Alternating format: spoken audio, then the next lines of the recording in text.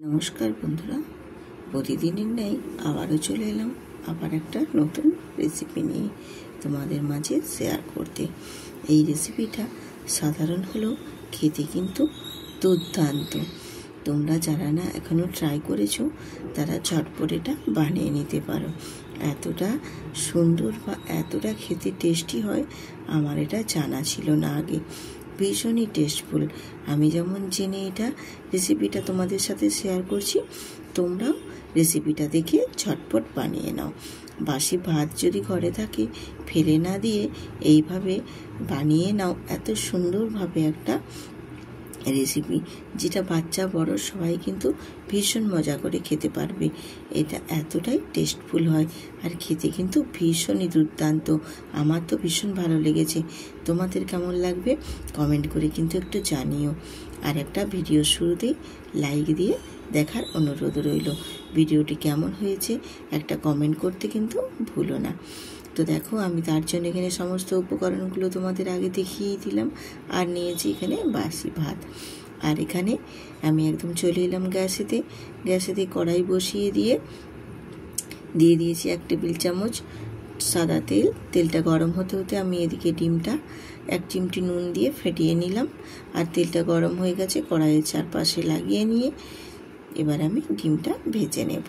তো ডিমটা কিন্তু আমি খুব বেশি লালচে করে ভাজবো না, হালকা একটু বেশ সাদা সাদা থাকবে, নরম নরম করে ভেজে নেব। তাহলে কিন্তু এই রেসিপিটাতে খেতে বেশ ভালোই লাগবে। আর এই রেসিপির জন্য ডিমটা কিন্তু খুব বেশি লালচে করে ভাজার প্রয়োজন নেই, বেশ সাদা সাদা থাকবে, একটু বড় বড় টুকরো করবে, তাহলে কিন্তু খেতে বেশ ভালো লাগবে। তো মোটামুটি আমার ডিমটা ভাজা হয়ে গেছে, আমি তুলে নেব এবারে ডিমটা। আমি রূপা ব্লগস উইথ রূপা চ্যানেলে আপনাদের সবাইকে স্বাগত জানিয়ে আজকের রেসিপি শুরু করেছি। তোমরা প্রথম থেকে শেষ পর্যন্ত পুরো ভিডিওটা দেখো, আশা করছি তোমাদের ভীষণ ভালো লাগবে। তো ডিমটা ভেজে তুলে নেওয়ার পর আমি আবারও কড়াইতে তেল দিয়ে দিলাম 2 টেবিল চামচ। দিয়ে দিয়েছি পরিমাণ মতো হলুদের গুঁড়োটা তেলের মধ্যে খুব ভালোভাবে গরম করে নিয়ে একটু ভেজে নেব, তাহলে হলুদের কাঁচা গন্ধটাও বেশ সুন্দরভাবে চলে যাবে। তো হলুদটা তেলের মধ্যে দিয়ে খুব ভালোভাবে একটু ভেজে নিয়েছি। এবারে ওর মধ্যে দিয়ে দেব এখানে দিয়ে দেবো আমি কুচিয়ে রাখা আলুগুলো দিয়ে এবার একটু নাড়াচাড়া করে ভেজে নেব। তো আলুগুলো আমি সবগুলো দিয়ে দিয়েছি। আর এবারে এই আলুর মধ্যে আমি পরিমাণ মতো এখানে লবণ অ্যাড করব। তো আমি লবণটা কিন্তু একবারেই দিয়ে দিচ্ছি সম্পূর্ণ রেসিপিটার জন্য, তোমরা চাইলে পরেও দিতে পারো। আমি একেবারেই স্বাদ মতো প্রয়োজন মতো যতটা লাগবে ততটাই আমি এখানে নুন ব্যবহার করে নিয়েছি একেবারেই। দিয়ে আলুটা বেশ নাড়াচাড়া করে ভেজে নেব। তো মোটামুটি আমি আলুটা পুরো ভাজবো না, একটু 50% মতো আলুটা ভাজা হয়ে যাবে। তারপর আমি এখানে অ্যাড করে দেব পেঁয়াজের কুচো।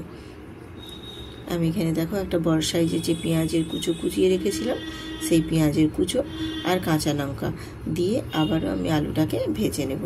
আলু, পেঁয়াজ, কাঁচা লঙ্কা তিনটাকেই আমি নাড়াচাড়া করে আবারও একটু বেশ ভালোভাবে একটু ভেজে নেব। আলুটা মোটামুটি সিদ্ধ হাফেরও বেশি হয়ে যাবে, সেই পর্যায়ে আমি এখানে দিয়ে দেব ক্যাপসিকাম সরু করে কেটে রেখেছিলাম আর যে টমেটো কেটে রেখেছিলাম সেই টমেটো আর ক্যাপসিকামটা দিয়ে দিলাম। কারণ ক্যাপসিকামটা খুব বেশি ভাজা হয়ে গেলে ভালো লাগবে না, তার জন্য আলুটা আমি আগেই ভেজে নিলাম। ভেজে নিয়ে তারপর দিয়েছি ক্যাপসিকাম আর টমেটোটা দিয়ে আবারও একটু নাড়াচাড়া করে আমি ভাজা করে নিয়ে এর মধ্যে এবার আমি গুঁড়ো মশলাগুলো অ্যাড করে দেব। তো গুঁড়ো মশলাগুলো অ্যাড করছি আমি এখানে ধনে গুঁড়ো দিচ্ছি 1 চামচ, আর দিচ্ছি জিরে গুঁড়ো 1 চামচ, আর দেব গোলমরিচের গুঁড়ো। দিয়ে আবারও আমি বেশ ভালোভাবে গুঁড়ো মশলাগুলোর সাথে সবজি, আলু, ক্যাপসিকাম, টমেটো যেসবগুলো দিয়েছি উপকরণ সমস্ত কিছু নেড়ে ছেড়ে আবারও আমি একটু ভাজা করে নিলাম। তো মোটামুটি আবারও একটু 2-3 মিনিট ভাজা করে নিয়ে ওর মধ্যে আমি অ্যাড করে দিলাম একটা ম্যাগি মশলা। তো ম্যাগি মশলা তো কম বেশি সবাইয়ের বাড়িতে প্রায় থাকে। তো এই ম্যাগির মশলাটা দিয়ে আবারও আমি সমস্ত সবজিগুলোকে বেশ সুন্দর করে ভালোভাবে নাড়াচাড়া করে ভেজে নেব। বেশ ভালোভাবে যখন সবজিগুলো দেখবে খুব সুন্দর করে কষানো হয়ে যাবে, বা ভাজা ভাজা হয়ে যাবে, সেই পর্যায়ে আমি এখানে দিয়ে দেব একদম ঝুরঝুরে আমার বাসি ভাত। বাসি বলতে দুপুরের আর কি। সেই ভাতগুলো দিয়ে বেশ ভালোভাবে আমি এবারে নাড়াচাড়া করে নেব। আর ওর সাথে একবারে আমি অ্যাড করে দেব ডিমটাও যে আলাদা করে আমি ভেজে তুলে নিয়েছিলাম, সেই ডিমটাও আমি অ্যাড করে দিলাম। দিয়ে ভাতের সাথে সমস্ত উপকরণগুলো বা সবজি, আলু, ক্যাপসিকাম, টমেটো সব কিছুকেই বেশ ভালোভাবে মিশিয়ে ভাজা ভাজা করে নেব। আলু ভাতের সাথে যত সবজিগুলো বেশ ভালোভাবে মিশে যাবে আর বেশ ভাজা ভাজা হয়ে যাবে, খেতেও কিন্তু ভীষণ টেস্টফুল লাগবে। আর বাসি ভাত দিয়ে যে এত সুন্দর একটা রেসিপি হয় বন্ধুরা, সত্যি আগে জানা থাকলে তোমাদের অনেক দিন আগেই আমি এটা রেসিপিটা শেয়ার করতাম। ভীষণ সুন্দর, কিন্তু আমার মেয়েরা খেতে ভীষণ প্রশংসা করেছে। আশা করছি আপনাদেরও বাচ্চারা কিন্তু খুবই খেয়ে প্রশংসা করবে। এছাড়া তোমরাও কিন্তু খেতে পারো। আমিও এটা বাচ্চাদের সাথে ট্রাই করেছি, খেতে কিন্তু ভীষণ সুন্দর হয়েছে, ভীষণ ভীষণ সুন্দর লাগছে। বাসি ভাত না ফেলে দিয়ে এইভাবে বন্ধুরা একবার বানিয়ে দেখো, খেতে কিন্তু ভীষণ ভালো লাগে। এই রকম রেসিপি যদি সঙ্গে থাকে না, আর কোনো দিন কিন্তু বাসি ভাত ফেলে দেবে না।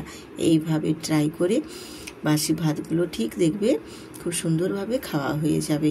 তো আমি একটা সার্ভিং প্লেটে তোমাদের সার্ভ করে দেখাচ্ছি কতটাই সুন্দর হয়েছে। দেখতে কিন্তু ভীষণ লোভনীয় লাগছে, আর তেমনি কিন্তু খেতে সত্যি লোভনীয় হয়েছিল, এতটাই টেস্টফুল হয়েছিল। তো এই রেসিপিটা কেমন হলো একটা কমেন্ট করে জানিও বন্ধুরা। ভিডিওটিতে একটি লাইক দিয়ে বন্ধুদের সাথে শেয়ার করে আমার পাশে থেকো। আমি আবারও আসবো এই রকম নিত্য নতুন রেসিপি নিয়ে তোমাদের মাঝে। তোমাদের কমেন্ট পড়তে আমার ভীষণ ভালো লাগে। তোমাদের কমেন্ট পড়ে আমি অনেক মনের মধ্যে সাহস পাই।